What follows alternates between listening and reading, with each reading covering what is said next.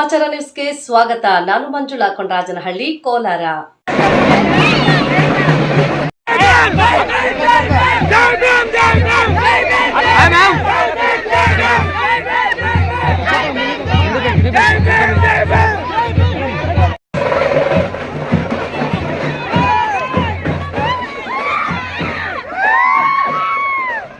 ಶಿಡ್ಲಘಟ್ಟದ ಕುಂದಲ್ಗುರ್ಕಿಯಲ್ಲಿ ಅಂಬೇಡ್ಕರ್ ಬಾಬು ಜಗಜೀವನ್ ರಾಮ್ ಜಯಂತಿ, ಮಹಿಳಾ ಆಯೋಗದ ಅಧ್ಯಕ್ಷೆ ಡಾಕ್ಟರ್ ನಾಗಲಕ್ಷ್ಮಿ ಚೌಧರಿ ಭಾಗಿ. ಜನಸಾಮಾನ್ಯರಲ್ಲಿ, ಅದರಲ್ಲೂ ಮಹಿಳೆಯರಲ್ಲಿ ಅರಿವು ಮೂಡಿಸುವುದೇ ನಮ್ಮ ಮಹಿಳಾ ಆಯೋಗದ ಮುಖ್ಯ ಉದ್ದೇಶವಾಗಿದ್ದು, ಆ ಕೆಲಸವನ್ನ ಆಯೋಗದಿಂದ ಪರಿಣಾಮಕಾರಿಯಾಗಿ ಮಾಡುತ್ತಿದ್ದೇವೆ ಎಂದು ಮಹಿಳಾ ಆಯೋಗದ ಅಧ್ಯಕ್ಷೆ ಡಾಕ್ಟರ್ ನಾಗಲಕ್ಷ್ಮಿ ಚೌಧರಿ ಅವರು ಹೇಳಿದರು.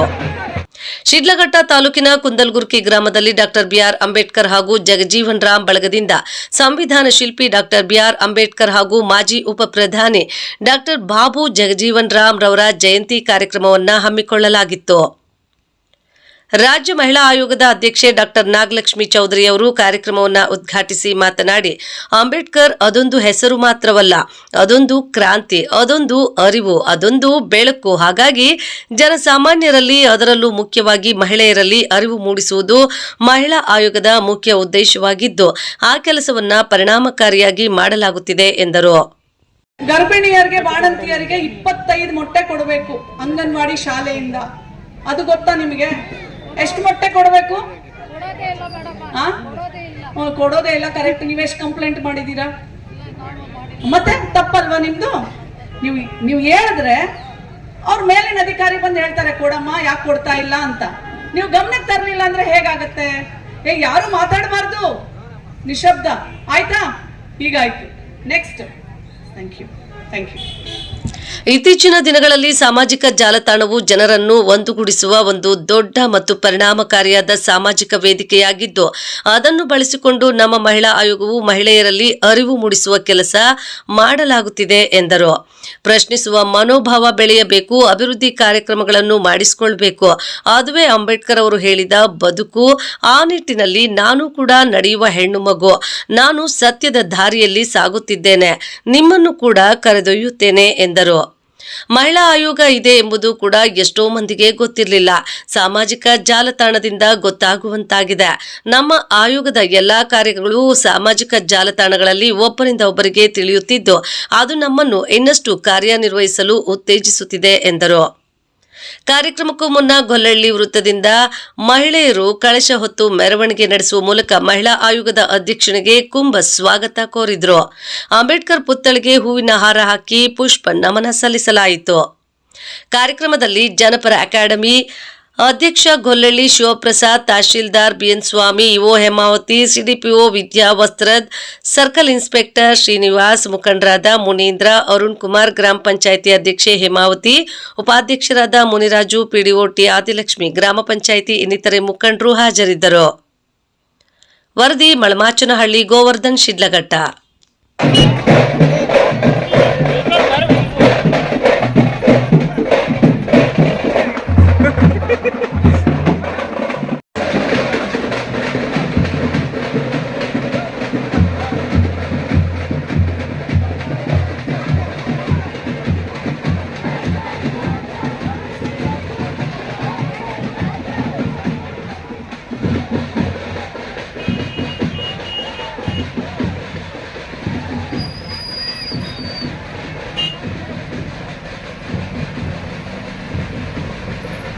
ಅಂದ್ರೆ ನಾನು ನಿಮ್ಮಂಗೆ ಅನ್ನೋದು ನಿಮಗ್ ಫಸ್ಟ್ ಗೊತ್ತಿರಬೇಕು. ನಮ್ಮೂರಲ್ಲಿ ಇದು ಎಲ್ಲ ವೇದಿಕೆಯಲ್ಲೂ ಹೇಳ್ತೀನಿ, ನಮ್ಮೂರಲ್ಲಿ ಋತುಮತಿ ಆದ್ಮೇಲೆ 1-2-3 ವರ್ಷ ಆಮೇಲೆ ವರ ನೋಡಿ ಮದುವೆ ಮಾಡೋರು. ನಮ್ಮ ತಂದೆ, ನಮ್ಮ ತಾಯಿ ಹೆಸರು ಅಮ್ಮಯ್ಯ, ನಮ್ಮ ಅಪ್ಪನ ಹೆಸರು ಕೃಷ್ಣಪ್ಪ. ನಮ್ಮ ತಾಯಿನ ಕರೆದು ನಮ್ಮಪ್ಪ ಹೇಳ್ತಾರೆ, ಅಮ್ಮಯ್ಯ, ನನ್ನ ಮಗಳನ್ನ ಮದುವೆ ಮಾಡೋದಿಲ್ಲ, ನಾನು ಓದಿಸ್ತೀನಿ. ನನಗೆ ತುಂಬಾ ವರ್ಗಗಳು ಬರ್ತಾ ಇರ್ತವೆ. ಆದ್ರೂ ನಮ್ಮಪ್ಪ ಮಾತ್ರ, ಎಷ್ಟೋ ಜನ ಶ್ರೀಮಂತರು, ಏನ್ ಮಾಡೋದಿಲ್ಲ ಕೃಷ್ಣ, ನಿನ್ ಮಗಳನ್ನ ಕೊಟ್ರೆ ನೋಡ್ರ ರಾಣಿ ಹೆಂಗಿರ್ತಾಳೆ, ಒಂದ್ ಸಣ್ಣ ತಪ್ಪಲಲ್ಲಿ ಅಕ್ಕಿ ಬೇಯಿಸಿ ಅನ್ನ ಮಾಡ್ಬೇಕು ನೋಡು, ಒಂದ್ ಸಣ್ಣ ತಪ್ಪಲೆ ಮುದ್ದೆ ತೊಳಸ್ಬೇಕು ನೋಡು ಅಷ್ಟೇ. ನೂರಾರು ಎಕರೆ ಜಮೀನ್ ಐತೆ, ಬೇಕಾದಂಗ್ ಒಡವೆ ಬಂಗಾರ ಎಲ್ಲ ಐತಿ, ನಿನ್ ಮಗ ಏನ್ ಓದಿಸಿ ಏನ್ ಮಾಡ್ತೀಯಾ ಅಂತ ಹೇಳೋರು. ನಮ್ಮಪ್ಪ ಮಾತ್ರ ಅವ್ರಿಗೆ ಎಷ್ಟು ಆಸ್ತಿ ಇದ್ರೇನು ನನ್ನ ಮಗಳ ಹೆಸ್ರಿಗೆ ಬರ್ಕೊಡ್ತಾರ? ಗಂಡನ ಹೆಸರಲ್ಲಿ ಆಸ್ತಿ ಇರ್ತೈತೆ, ನಾವು ಕೂಲಿ ಮಾಡ್ತೀವಿ ಜಮೀನ್ಗೆ ಹೋಗಿ, ನಮ್ಮ ಹೆಸ್ರಿಗೆ ಬರ್ಕೊಡ್ತಾರ? ಬರ್ಕೊಡ್ತಾರೆ ನಮ್ಮ ಬರ್ಕೊಡಲ್ಲ. ಬಟ್ ನಮ್ಮಪ್ಪ ಹೇಳಿದ್ರೆ ಗೊತ್ತಾ, ಇಲ್ಲ ನನ್ನ ಮಗಳನ್ನ ನಾನು ಓದಿಸ್ತೇನೆ, ನನ್ನ ಮಗಳು ಯಾರ ಹತ್ರನೂ ಕೈ ಚಾಚಿ ದುಡ್ಡು ಬೇಡಬಾರ್ದು, ಅವಳು ಕಾಲ್ ಮೇಲೆ ಅವಳು ನಿಂತ್ಕೋಬೇಕು. ನನ್ನನ್ನು ಓದಿಸಿದ್ರು. ನಮ್ಮೂರಲ್ಲಿ ನಾನೇ ಮೊದಲನೇ ವಿದ್ಯಾವಂತೆ, ಮೊದಲನೇ ಡಾಕ್ಟರ್ ಆದೆ.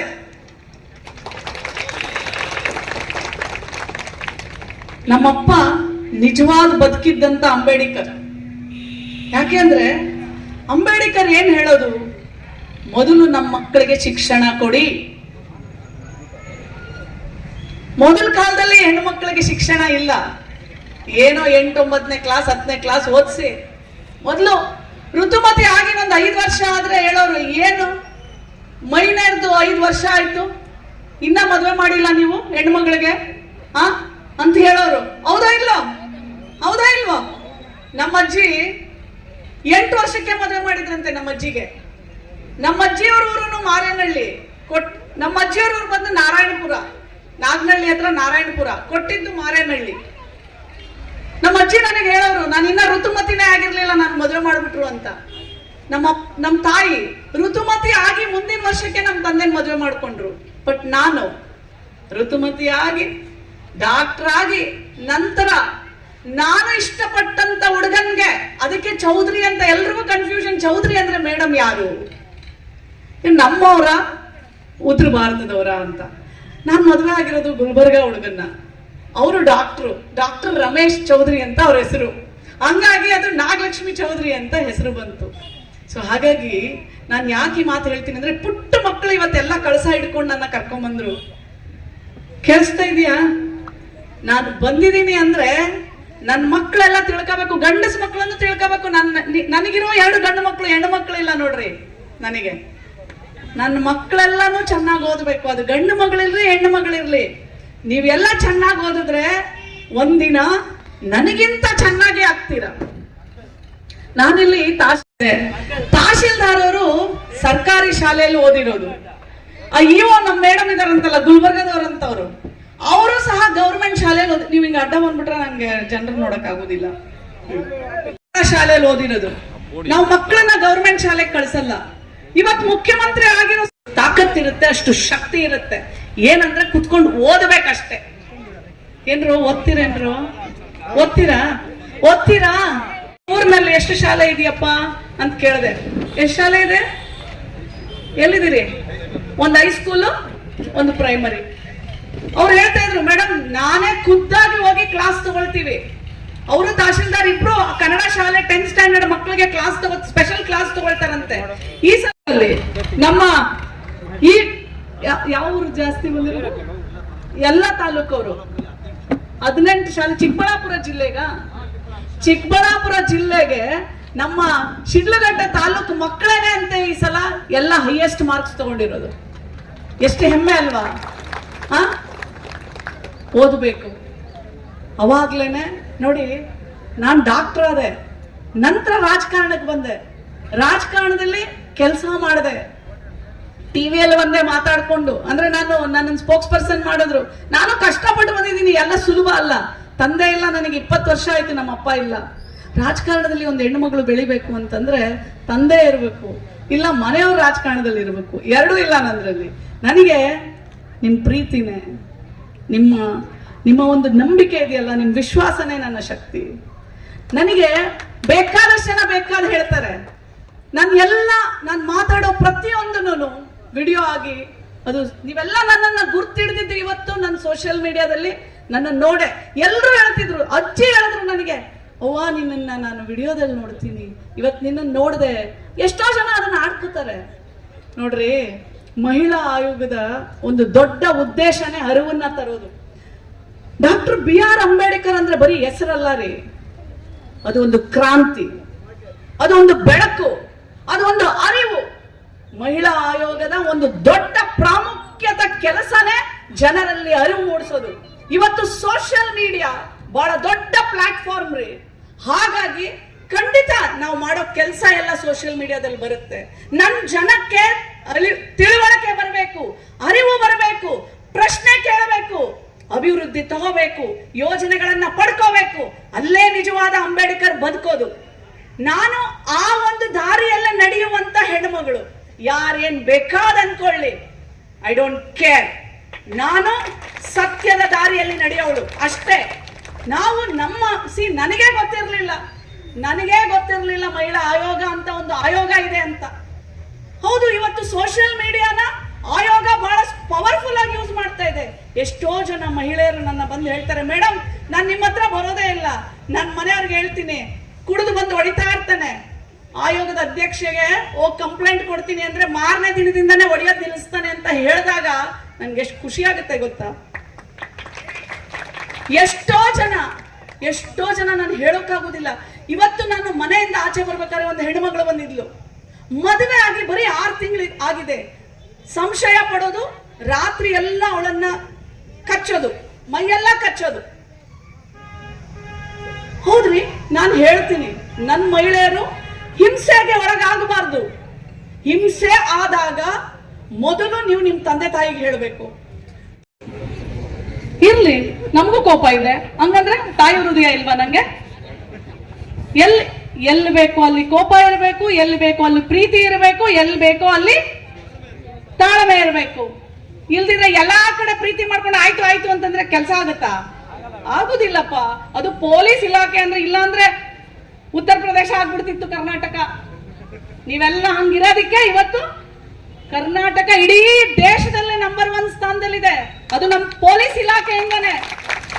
ಅದನ್ನು ನಾವು ಒಪ್ಕೋಬೇಕು. ಬರೀ ಪೊಲೀಸ್ ಅವ್ರನ್ನ ಬಯೋದಲ್ಲ,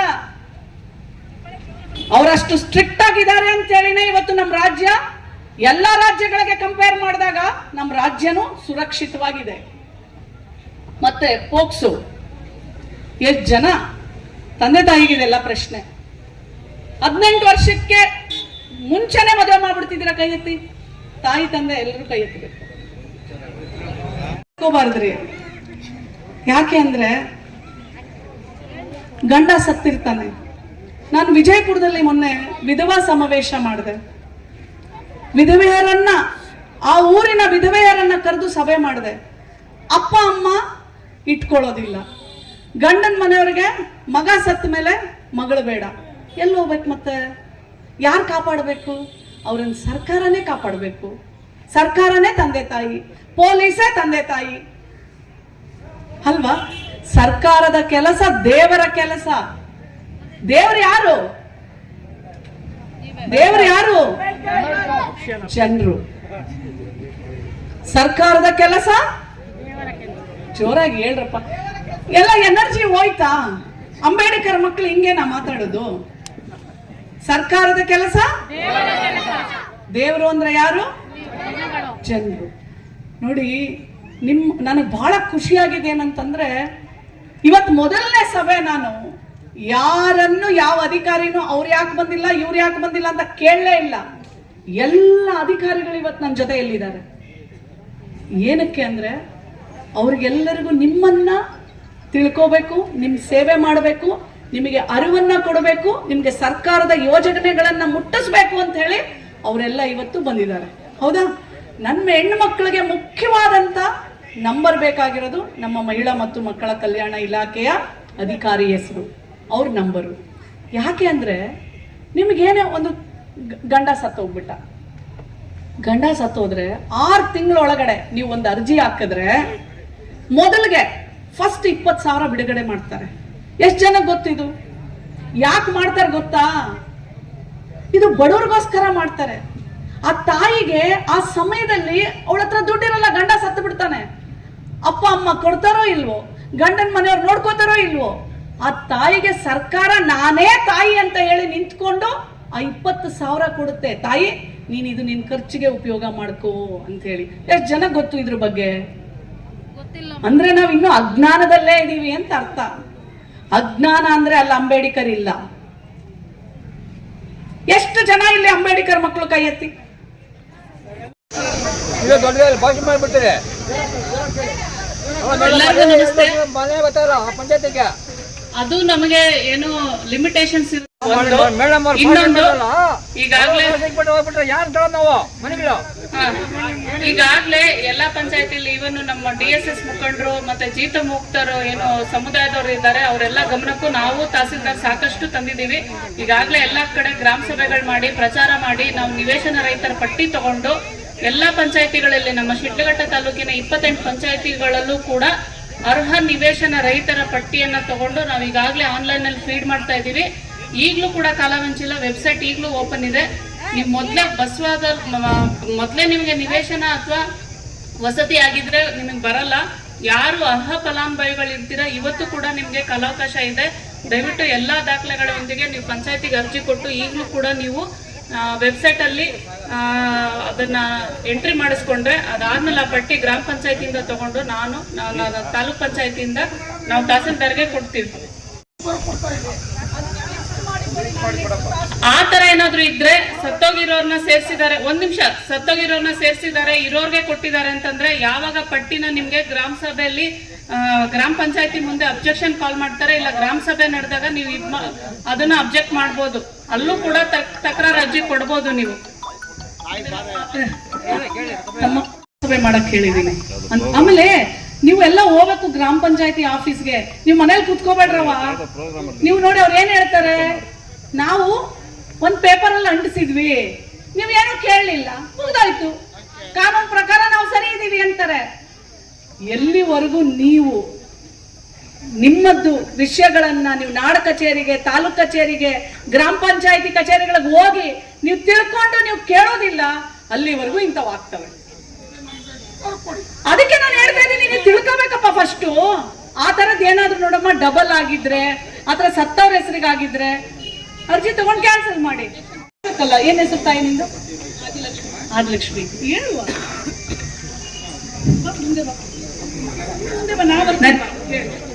ನನ್ನ ಹೆಸರು ಆದಿಲಕ್ಷ್ಮಿ ಅಂತೇಳಿ PDO ಆಗಿ ಕೆಲಸ ಮಾಡ್ತಾ ಇದ್ದೀನಿ ಕುಂದಲಗುರ್ಕಿ ಗ್ರಾಮ ಪಂಚಾಯತಿಲಿ. ಈಗಾಗಲೇ ಸರ್ಕಾರದಿಂದ ನಿವೇಶನ ರಹಿತ ಮತ್ತು ವಸತಿ ರಹಿತರ ಒಂದು ಪಟ್ಟಿಯನ್ನ ತಯಾರು ಮಾಡಿ ಅಂತೇಳಿ ಆದೇಶ. ನಿವೇಶನ ಅಂದ್ರೆ ನೀವು ಸಾಮಾನ್ಯ ಭಾಷೆಯಲ್ಲಿ ಹೇಳ್ಬೇಕು. ನಮ್ ಜೊತೆ ಸೈಟ್ ಇಲ್ಲದೆ ಇರೋಂಥವ್ರು ಸೈಟು ನಿವೇಶನ ರಹಿತ ಅಂತಂದ್ರೆ ಯಾರಿಗೆ ಜಾಗ ಇರೋದಿಲ್ವೋ ಸೊ ಅವ್ರನ್ನ ನಿವೇಶನ ರಹಿತರ ಒಂದು ಪಟ್ಟಿಗೆ ಸೇರಿಸ್ತೀವಿ. ಸೊ ಜಾಗ ಇದ್ದು ಮನೆ ಇರೋದಿಲ್ವೋ ಅಂತವ್ರನ್ನ ವಸತಿ ರಹಿತರ ಒಂದು ಪಟ್ಟಿಗೆ ಸೇರಿಸ್ತೀವಿ. ಸೊ